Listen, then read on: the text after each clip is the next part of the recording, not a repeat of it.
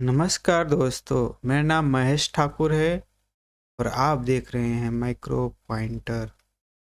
इस वीडियो में हम देखेंगे कैन कम्युनिकेशन प्रोटोकॉल का frame, types of frame. Okay, so can communication protocol पे मैं वीडियो की सीरीज बनाया हूँ। सारे वीडियो के लिंक मैं इस वीडियो के डिस्क्रिप्शन में दे दूँगा, आप उसे चेकआउट कर सकते हैं। सो इस वीडियो में हम देखेंगे टाइप्स ऑफ फ्रेम। तो जो भी नोड कनेक्टेड होता है कैन पे, कैन के बस के ऊपर एक कैन का बस है और जितने भी नोड यहाँ से कनेक्टेड है वो 4 टाइप्स के कैन मैसेजेस ट्रांसमिट कर सकते हैं। पहला होता है डेटा फ्रेम, दूसरा होता है रिमोट फ्रेम, तीसरा होता है एरर फ्रेम, चौथा होता है ओवरलोड फ्रेम। ओके, सो हम देखेंगे अभी डेटा फ्रेम।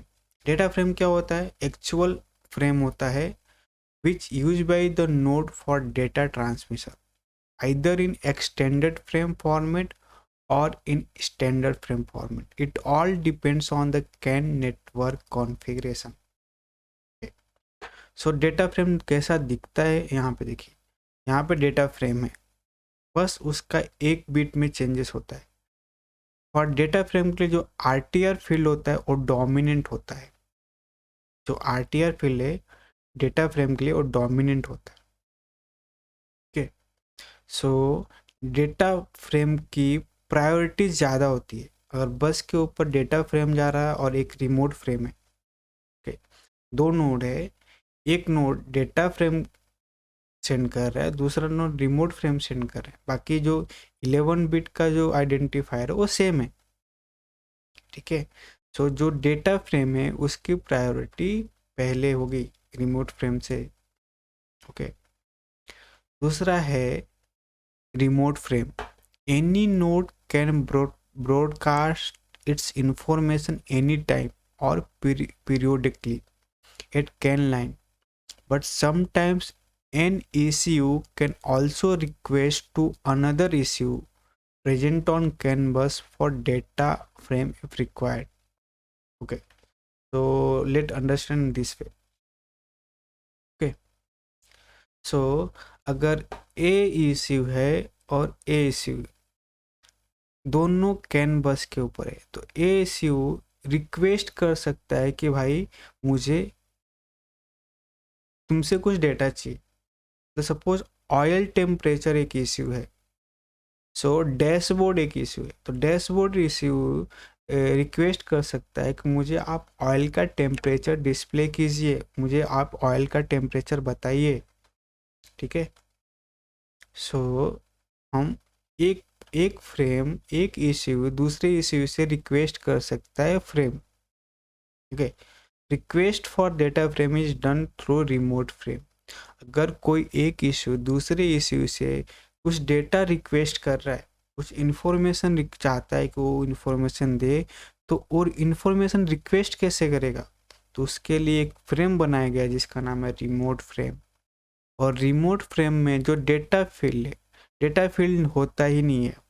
ओके, और दूसरी बात जो आरटीआर जो होता है वो रिसेसिव होता है, और पहली बार जो है वो डेटा फ्रेम उसके अंदर नहीं होता है, बाकी एज इट इज़ होता है। डेटा फ्रेम रिमूव हो जाता है, बाकी सारे फील्ड एज इट इज़ होते हैं। तीसरा जो होता है एरर फ्रेम होता है। According to CAN standard only 5 consecutive bits of the same polarity between startup frame and CRC field. Startup frame and CRC field of a message allowed on CAN bus.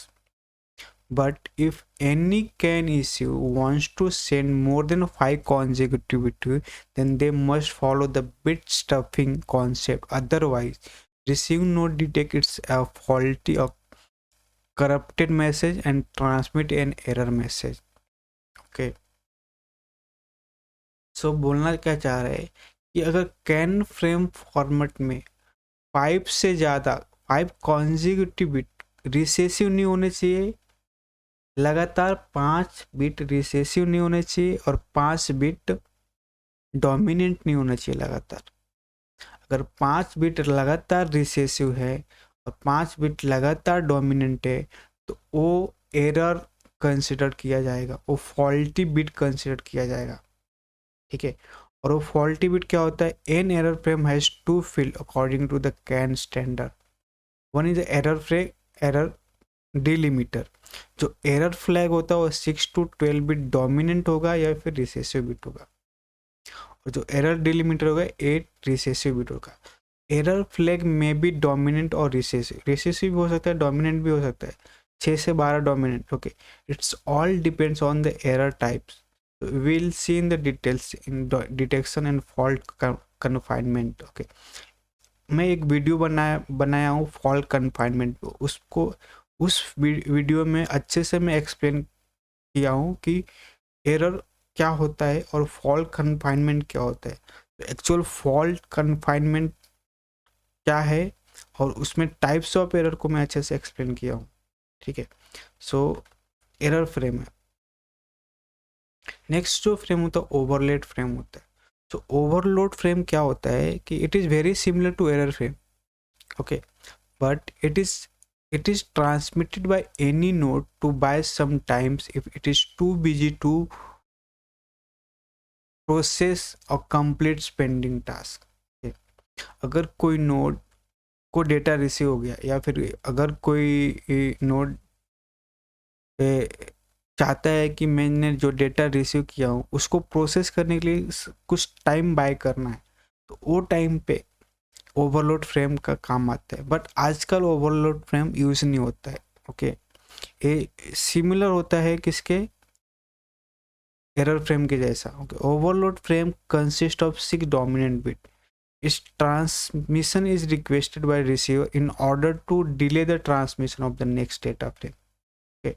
तो basically उस data को process करने के लिए उसको कुछ time चाहिए, उसके वजह से ओवरलोड फ्रेम की रिक्वेस्ट करना पड़ता है। इस वीडियो को देखने के लिए धन्यवाद। लाइक करें, शेयर करें, सब्सक्राइब करें चैनल को। अगले वीडियो में मिलते हैं। जय हिंद।